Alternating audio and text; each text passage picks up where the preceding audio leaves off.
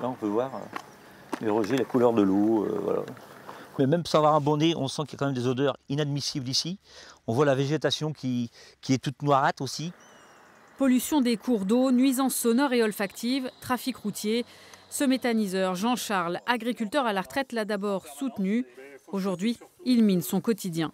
C'est lui qui a le premier alerté le maire de la commune. En fait, aujourd'hui, on fait tout pour que notre environnement soit sain et tout. Avant, on avait un environnement qui était sain. Et aujourd'hui, on se dit, mais on ne va pas réussir à le faire réparer, quoi. C'est quoi? Comment se fait-il, quoi? Installé en 2019, le méthaniseur est alimenté par les cultures des alentours et d'autres départements.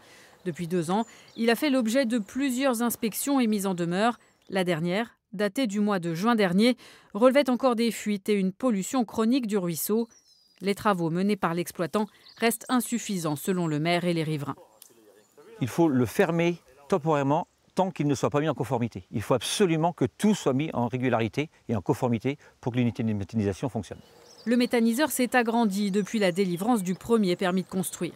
Le maire réclame une enquête environnementale sur l'impact actuel de l'installation, rejoint dans cette démarche par les 14 maires du pays de Saint-Gilles-Croix-de-Vie, président d'agglomération en tête. Ce n'est pas du tout une fronde anti-méthanisation, c'est une fronde sur ce méthaniseur précis. Il y a d'autres projets qui fonctionnent très bien, mais là, ce projet qui n'est pas un projet agricole, qui est un projet industriel, coche toutes les mauvaises cases.